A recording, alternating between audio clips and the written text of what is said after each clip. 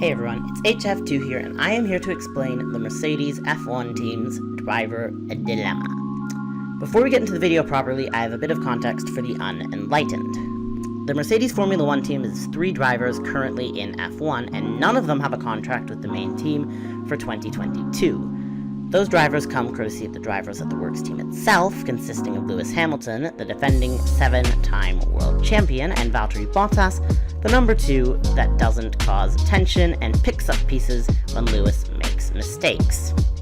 Except recently he hasn't done a great job of picking up said pieces and has not been at the front when Lewis has had problems. Enter George Russell, a Williams F1 driver and Mercedes junior driver who in his one-off outing for Mercedes when Lewis Hamilton got COVID-19 almost won the Sakir Grand Prix, giving Mercedes quite the driver dilemma. And that is what we will be covering today.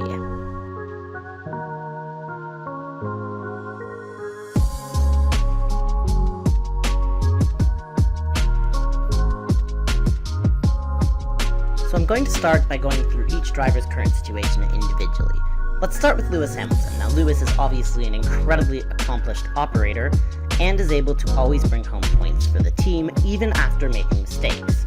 For context, the last time Lewis didn't score points was Austria in 2018. And even that was caused by a reliability problem forcing him out of the race, and not by being out of the points on merit. So I think it's safe to say that if Lewis chooses to resign, Mercedes won't be complaining. The issue with Lewis, though, is that at some point, his commitments outside of F1, like his X44 rally team, his commitments for diversity, and his partnership with Tommy Hilfiger will eventually overtake his desire to keep competing in Formula 1. And that will force Mercedes to switch up the driver lineup regardless of if they want to. Next up is Valtteri Bottas, who is a multiple times Grand Prix winner, but to put it simply, Valtteri Bottas has not been good enough in 2020 or 2021. If Max Verstappen hadn't had so many reliability problems, Valtteri would have been 3rd in the Drivers' Championship, in one of the most dominant F1 cars of all time. But the reason Valtteri is kept on by Mercedes year after year, keeping the likes of Pascal Wehrlein, Esteban Ocon, and George Russell away, is because he doesn't rock the Mercedes boat, and because he isn't a bad driver. He beat Felipe Massa in all 3 years that they were at Williams together from 2014 to 2016, and he managed to beat Pastor Maldonado in 2013 as well. He's a competent but not brilliant driver, and there's no harm in that, and is exactly what Red Bull need should Sergio Perez prove a failure. And had Mercedes decided to sign Russell for this year, or even Wehrlein for 2017 or 2018, they would have likely caused a lot more tension than Valtteri Bottas does now. But on the other end, Valtteri, from a Mercedes point of view, has failed many times to pick up the pieces when Lewis isn't able to win. Germany 2019, Italy 2020, Turkey 2020, and Imola 2021 are all examples of races where Valtteri failed to win not because he couldn't beat Lewis, but simply because he crashed out or because he was stuck lingering in the lower regions of the points. And at Imola 2021, for example, he was fighting for 10th place in a Mercedes. Yes, it was in the wet, but it's not hard to argue that Valtteri should not have been there fighting for 1 point when Lewis was challenging for the win. One other thing that I will point out in defense of Valtteri is that he has been on the receiving end of a lot of bad luck, getting a puncture while leading in Azerbaijan in 2018, being on the wrong strategy in China 2018, getting a puncture 2 laps from the end in Britain 2020, and most recently, having a reliability problem at the Nürburgring in 2020.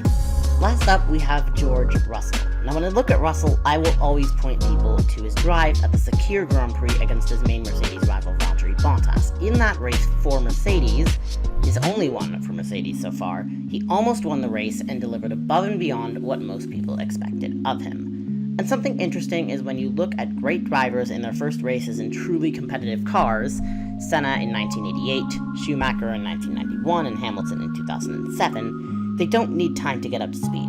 They just get in the car and are immediately competitive. And if it weren't for a pit stop disaster and a slow puncture impeding his progress, Russell would have won, or at worst finished 2nd to Sergio Perez. Either way, it would have been ahead of Valtteri Bottas, who by the pit stops was languishing in 8th. Even without the Sakir Grand Prix, Russell's accomplishments are undeniable. He finished in 11th place in the 2020 Williams at Mugello, and would have finished in the points were it not for a bad restart after the final red flag. Russell also has the appeal of being a Mercedes Junior, meaning he's nowhere near his full potential, but this also means he will make mistakes. Imola 2020 crashing out, or Imola 2021 where he crashed into Valtteri Bottas, and I think that's a good example of the way he handled the crash being a mistake. He said that maybe if it was another driver, he wouldn't have done that, referring to Bottas squeezing him onto the grass and into that crash. And if the off-track antics continue, not only will they rock that Mercedes boat, but those actions will cause internal tension inside Mercedes, potentially denying the Team Constructors' Championship points, as it did in the Hamilton-Rosberg era. So this leaves a question. Which combination of drivers do Mercedes pick for 2022?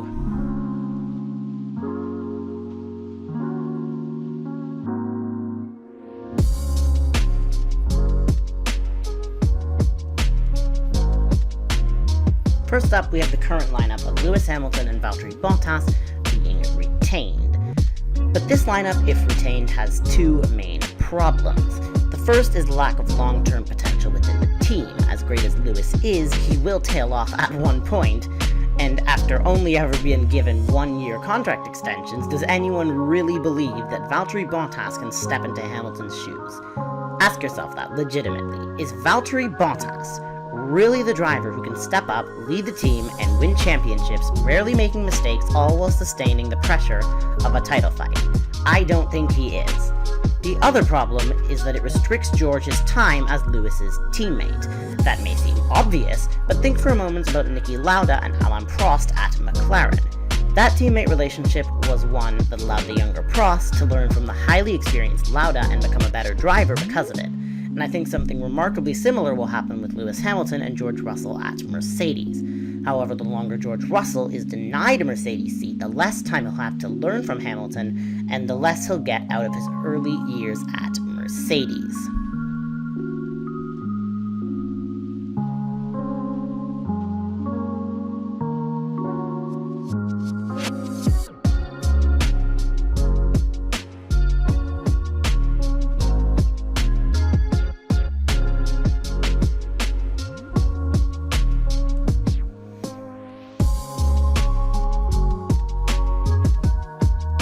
Now, the second lineup we have is George Russell and Valtteri Bottas at Mercedes for 2022.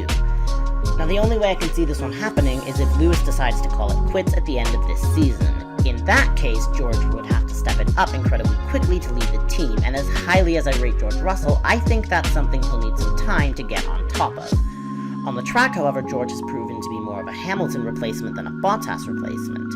But the main factor holding this lineup back is the lack of that championship-winning experience that Hamilton currently brings to the team. And that is a problem. So as good as this lineup would be for the medium-term future of the Mercedes F1 team, I can't see this lineup actually happening.